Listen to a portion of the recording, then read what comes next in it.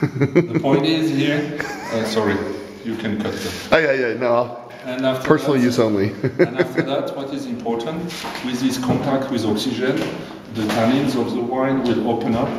And so, what happens with the oxygen, we put the lees in contact with the juice, and we stir the lees sometimes. And so the wine gains fatness. It's a bâtonnage. Bâtonnage, yeah. How often do you do the bâtonnage? The less as possible. Because when you get a great vintage, your bâtonnage is not important. It's just the contact with the lees is enough. So is this is about to be a really stupid question. Is this called a foudre? Yes. Oh, this is a foudre. Okay. Foudre. And after that, what is important, the contact of the lees make the wine really having a mid palate that is much more important. So with the classic wine, you get more the fruit direction, the easy wine to discover Alsace, and when you get hooked on that, this is the juice. So this is the second level juice. Voilà, this is the terroir juice, and the terroir juice, old vines, these kind of wines are great because they have a fantastic mid palate aftertaste, wine to age. It's like to have sex or making love, you see, it's a little difference. Allez, let's start for the Auxerrois. Oh, Sylvaner, we have a wonderful selection of Sylvaner first now. And let's go for Sylvaner, that's a D. Here. Just if you want to follow me, just take the... Really, the bucket? It's a shame that we're using that thing, but I guess it's a necessity. Qu'est-ce qu'on a dans le bras? 1803. Il y a d'autres? Non. Remember this Lost Apostle of Sylvaner we talked about for lunch? This is the Blanc Sylvaner. And we are very happy and proud for this one because these are one of the oldest wines with the Sommerberg and the Vinec and the Fürstenberg. Oh man. Now, what are the age of the barrels? How long can you use them for? A good 100 years if you take care. Yeah. 100 is better. So it's new. It's very neutral wood then, yeah. So it's new. Okay.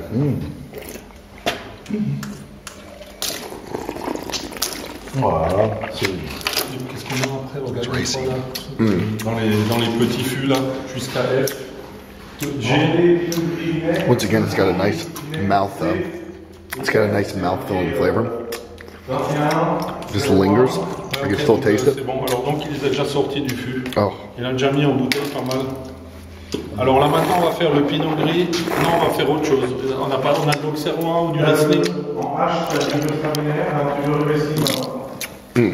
Pinot Auxerrois, il est t'as Rosenbourg en I. En I, le Rosenbourg. Voilà, on va faire Rosenbourg. Ah non, pardon, Auxerrois, excuse-moi. En M. M pour Auxerrois. On va faire Auxerrois. Oh. This is a new Auxerrois. fragrance. Chanel number 5. Yes, special Chanel number 5. The new fragrance. And this is the Auxerrois. And this is always every year. Voilà, c'est une Sylvaner splendide. Ah, tout est bon. Tout est toujours bon. Donc je ne sais pas comment vous faites. Moi, ça me paraît bizarre. Il n'y aurait pas un peu de magie derrière tout ça? Look at the color also. It smells this little bubbly, déjà super brillant. nutty taste. That's you know undressed wines. That's just when the woman just get out of the bath. See all the details, you know.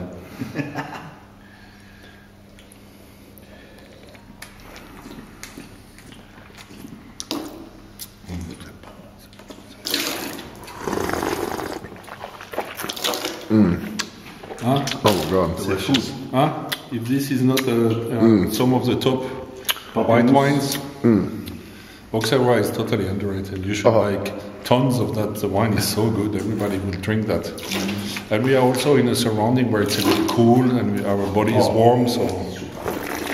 Everybody the aftertaste tests is this one for they don't know what is it, Pinot Syrah, right? The Pinot Syrah, never tested, I don't know what is it. Okay. Even chaque personne, c'est even. Chaque personne, Each person who tastes this wine, buy it.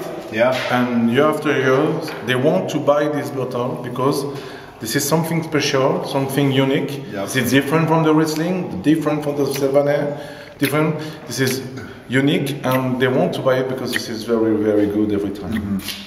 Because this is very aged wine. Old wines.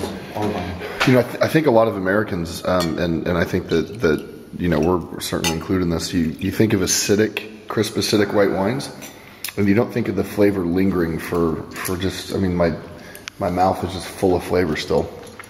It goes on. You think of big heavy reds, or you think of oaky whites, but this is crisp and acidic, and the flavors just go. You know, sometimes what I feel, Americans are a little afraid when it's a little not simple. But when they get hooked on the things, you know, because they have been kissed by this wine, or the other way around, they don't come back to lower level. Because I don't know, by practicing the tasting, or you are making a wine that goes into a certain frame, or you just make wine like a painting, you know, like an expression. And after that, at a certain time, the people are moving toward the direction. But you need to have a few, let's say, missionary people. Or probably you're also part of that.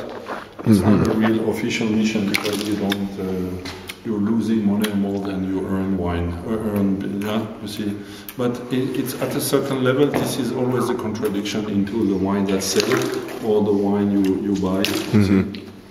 And your mission is to hand sell not only wine, but hand sell also region, vintage, person, landscape, and also open up the emotion of the people like a Pepsi capsule, you know. So when you come to America and you come to sell and talk about not just your wines but Alsatian wines in general, what is it that you want people to think of? Like what's the distinctive factor? What's the specific characteristic that makes it special for you? Because first I'm not selling wine, I'm just more selling an idea of wine more than wine itself. Because everybody is just framed with his own taste. So I just wanted to liberate the taste of the people, to feel them comfortable, that they have to assume their palate, not only what is written on the paper. And also enhance the people that has an option to give them new horizons, new directions. It's the reason why I'm happy to take care of you. It's the reason why whenever I have to do a tasting, like Martin Luther King, I'll go and preach about how important your personal taste is, how beautiful Alsace is, and I'm just very proud of the legacy we have, you see. Because this legacy is what makes us move, and also the wine is only the consequence of the landscape, of our history, etc., and geography. So I'm just in duty of my region, and I'm very proud to be from Alsace. You know, selling wine of Alsace outside of France is like having the river in the back. You never finish. You cannot go back. If you are Burgundy or Bordeaux or Champagne, you don't have a river in the back. It's the customer that has a river in the back. So we're always working in hard condition, but also we meet great people. Because when you focused on that, you focused on a way of life, you focus also on a certain ethic in life. So selling Alsace, Jura, Beaujolais, this is a little fancy or crazy. You never make a living on that, but that's fantastic. What was this last wine we tried? Riesling Rosenburg. This is the one we sell at Jean-Georges in New York by the glass since 10 years. Oh, wow. And the wine is the east side of the Grand Cru. Tomorrow when you go to Riquir, you will see how the morning sun. So the wine are mineral. It's not a Grand Cru because it's not south facing, but are east facing. And so you get these bitter components of the tannin because the grapes were not totally ripe because you have only the morning sun. But in the long run, in a warm vintage like this, you get also more texture. A little mystery corner. But the bitter component is probably the most difficult for the palate in the United States. It's not the acidic corner, it's the bitter component. Because for me, the bitterness of a wine is the quantity of bitterness of a wine you accept is a quantity of your personal bitterness you have digested. So if the people don't like this kind of bitter components in their life, they will not accept that also on the palate. But bitterness is also the signature of a life or a dish. Allez.